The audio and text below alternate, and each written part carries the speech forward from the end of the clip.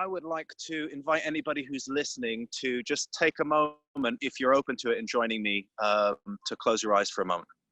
And I'm going to just guide us into a very brief grounding practice, which will be part of what I share in a little bit in my talk. It's about nature connection, and it's about helping us feel rooted, especially in times of challenge and stress. So whether you're sitting outside in a chair on your sofa, just to find a nice straight way to sit, gently closing your eyes if that feels comfortable,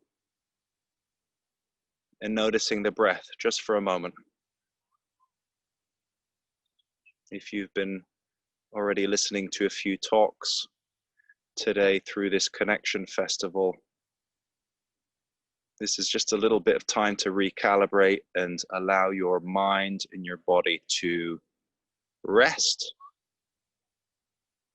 Notice what's happening in our bodies. There could be some tension. Our minds could be wandering. You could be thinking, what the heck is this guy talking about? Whatever it is, just allow it to be, notice it.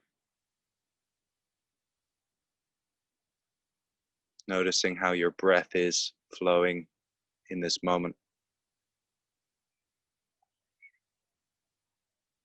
And if you can hear my audio well, I'm in a small forest by a river here in Italy, in Tuscany. You might be able to hear the birds, the gentle breeze, the flow of nature all around us.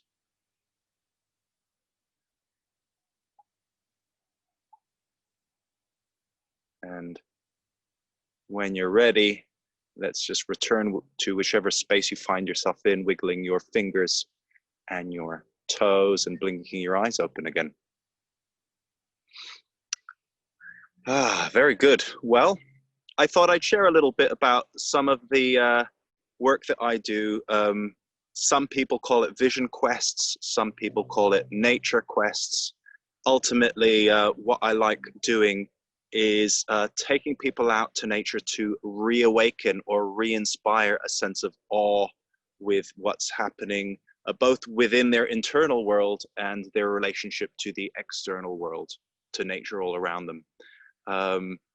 Just like Alex has been talking about, this kind of crisis or challenge around the globe has been a powerful, some might call it reawakening, or actually rite of passage in itself, where we've all been invited to take a pause and notice what our priorities are.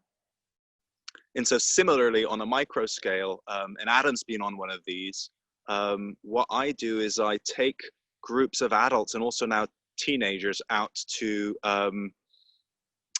take a pause from their everyday life and responsibilities and notice what it's like to not have anything to do. So what I really like doing is finding a beautiful wild space, and we'll go out with a group of between 8 and 12 people. And for the first 2 or 3 days, we might take some hikes. We'll sleep in tents. We'll cook very simply. We'll do some grounding meditations. We'll use our senses to kind of reawaken what our senses are feeling and noticing, and kind of sharpen them a little bit.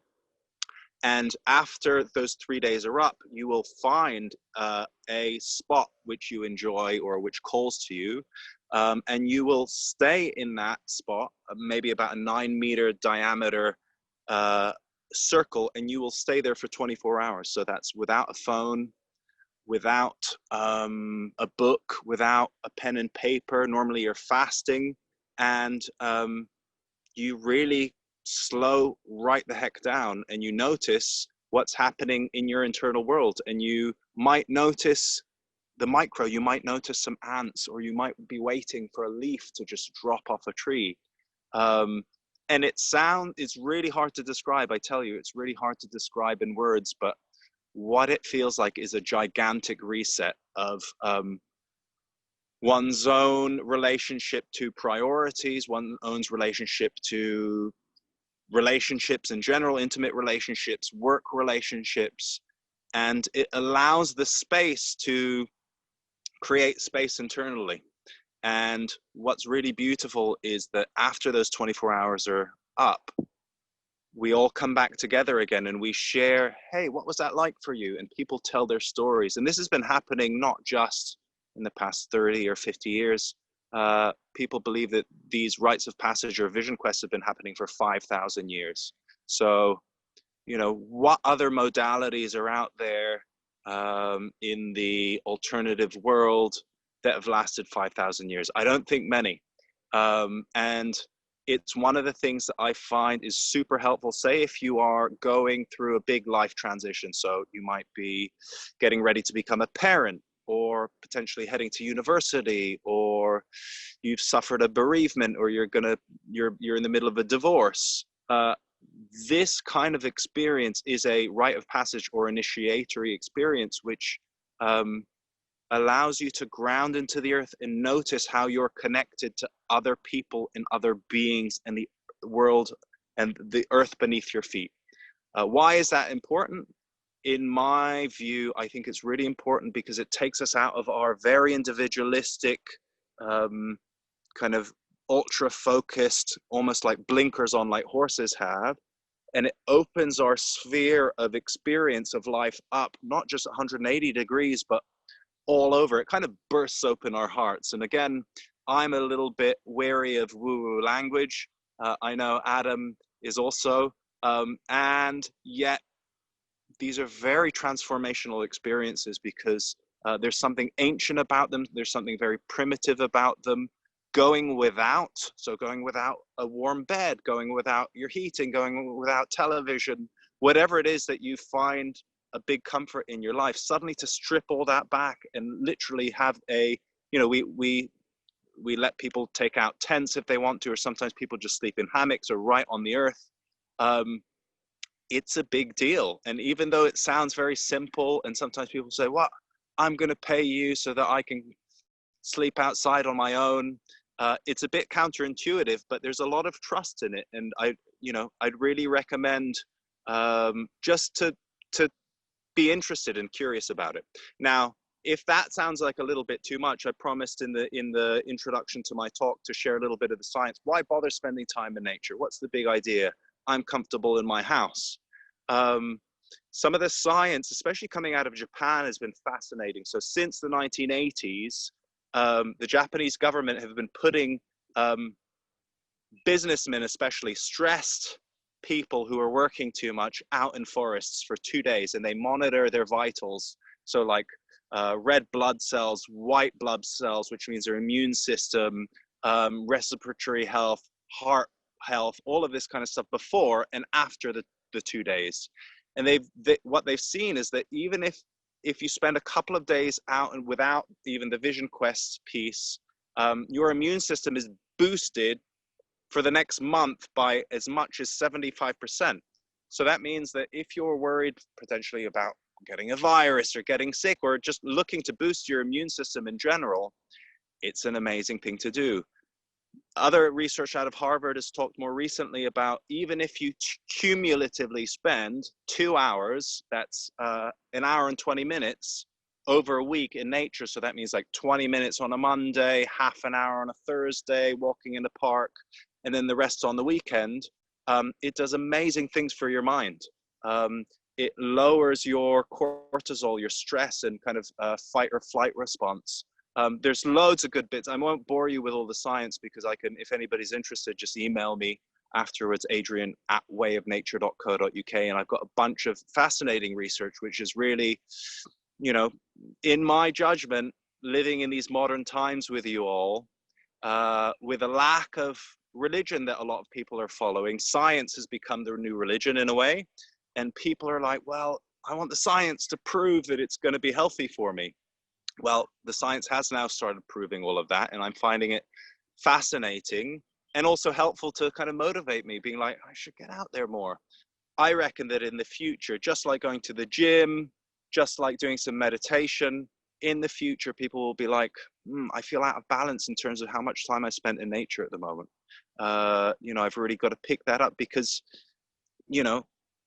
in my view and in my experience with lots of other people hosting hundreds of people now through these programs, I can really sense the joy, the childlike enchantment with the world again. You know, these tense muscles in our faces, I can see them literally relax in people. Even after, say, half an hour of like leaving the car behind, we stick backpacks on, we drop down a little trail. And it's amazing how quickly this medicine, I think it is a medicine, can take hold on us and allow all of our stresses and challenges to fade away. This is, I found this interesting. It's a little bit of a tangent, but in the 1860s, philosophers and like important people of that time in New England on the east coast of the US, what did they do? They did this thing called the Philosophers Camp, where for a month they headed out and they considered the world's most challenging problems of that day, of their current times. And what they found is, without the daily responsibilities of like whatever it was, like shopping list or work, or some of them were judges, or all of those things that they had to do, they had so much more brain space and creative flow. And they came up with amazing ideas and theories that actually began to change the world in that time. Similarly, Henry Ford and the president of that time, forgive me, I forget his name, also did something similar. And they all reported how powerful the creative ideas were. One of them, I think, invented the steering axle for a tractor at that time as a result of them just hanging out in nature and kind of pondering those questions without being in four walls.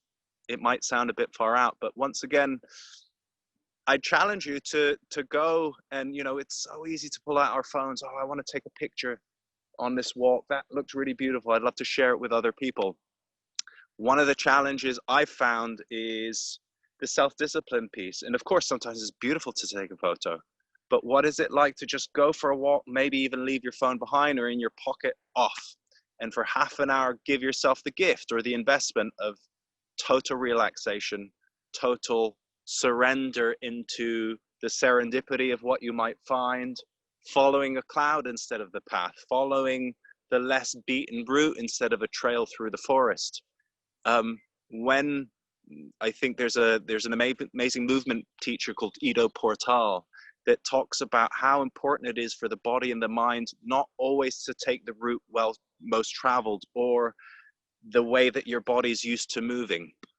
So it's a little bit of a challenge for us all, anybody listening, like, get out of your comfort zone, have a little bit of a play with nature and see what she brings up for you. Some people sometimes give us the feedback, they're like, oh, I don't want camping. Last time I went camping, I was a kid and we camped in a waterlogged field with my parents and they argued and it was rubbish. I'd how should I say it? I'd recommend you to have another go, because sometimes we can change our perspective on, for instance, things like weather just by shifting our worldview of what it could be. For instance, let me give you an example. A guy that I know has a 4-year-old boy, and every time it starts raining, instead of the father saying, oh man, it's really rubbish weather out there, let's not go out, he says, wow, look at amazing weather it is, it's a storm. And him and his son get so excited, they put all their rain gear on and head out like it's the most amazing weather. And now his 4-year-old son, who's now 5 or 6, every time it starts raining, he's like, Dad, look at what amazing freaking weather is out there. Let's go and enjoy it. And it's easier than we think to change our perspectives on something as big as actually that weather is bad or that weather is good. In fact, I think in the West, we are somehow addicted a little bit to this concept of the endless summer. Like always wanting sunshine and like 27 degrees and slow moving clouds and no wind. But life isn't like that. Life is full of ups and downs, left and rights, strong heat, freeze sometimes. And it's just like nature. Nature is a total reflection of what we experience in the outer world and what we experience in the inner world. You know, we all go through challenges that are monumental in life, and I think that working skillfully is a tool, not abusing nature and expecting nature to give us all the answers, but very gently and subtly noticing what we notice in external nature, and maybe sometimes comparing that to our experience in internal nature, and sometimes layering on some of these methodologies and practices like meditation, like even just closing your eyes and following into stillness for a moment, even for like 10-20 seconds, and I can feel my nervous system, even in those few moments, begin to downregulate without talking, without thinking about concepts. You know, I believe that it's a great healer. And, you know, it's also my belief that many of us are probably could do with a lot more groundedness and healing and love. And that's what I really think nature can provide. Let's just check how many minutes we've got left. 4 minutes A few left. more. Yeah. If you, mate, I can like, just to, if it helps, like just to say that I've been on Adrian's and been with Way of Nature to done that sitting in a circle for 24 hours. And my initial thing was what, and I did it. And I have to say, like, it is an absolutely transformational experience. I cannot suggest to anyone like to go on one of his trips and do it. It is like, you can, as he said, it can only be experienced to be believed, and what comes out of it. And I've done it twice, and both at transformational times. And the second time, I was sitting there going, "This isn't working." And then I was like, actually, and then I just went through it and fell into this slowing down, as Adrian suggests. And then we came back, and I was like, "Oh yeah, I was trying to get the answers to the problem that I had last time, but it just threw up completely different stuff and made me reconnect with things that I didn't even know were there." And it's like, oh, okay. And then when I put in the chat, when we played it back and we actually acted it out without saying anything initially, and that was that in itself was a practice, but it was hilarious and also incredibly moving, and it was beautiful to share. And then we used words to share it. So yeah, the whole thing of connecting with nature, like, he's doing an absolutely wonderful job, and it is a brilliant thing. Sorry to cut you in there, mate. No, that's cool. Thank you, Adam. Yeah. Thank you, Adam. And for those people who are maybe like, well, that's not extreme enough. I don't think that like in a tent on my own for 24 hours would do much for me. The traditional vision quest, the way that the certain Native American peoples and different indigenous peoples around the world practice it, is 3 nights and 4 days in a much smaller circle without shelter, so no tent, without food, without water, and without clothing, and without sleep. Yeah, so you're sleepless for 3 nights, 4 days, just with a blanket. And it is a very powerful experience. I did that for the first time last summer because I was in a transition. I've just separated from from the mother of my child, and it was a challenging experience. You know, it was full on, and I gave that as a real gift to myself. And it was really strong medicine. It was like the most bitter thing, and I cried and I wailed, and I got bit by mosquitoes, and red ants bit my naked bottom, and all the rest of it. But it was a very beautiful opening experience, and it felt like I came away marking that milestone. So I'll end it there. Thank you so much, Adam, and everybody listening. Round of applause to everybody. Vulnerability is a muscle. The more you use it, the more you practice it, the easier it becomes.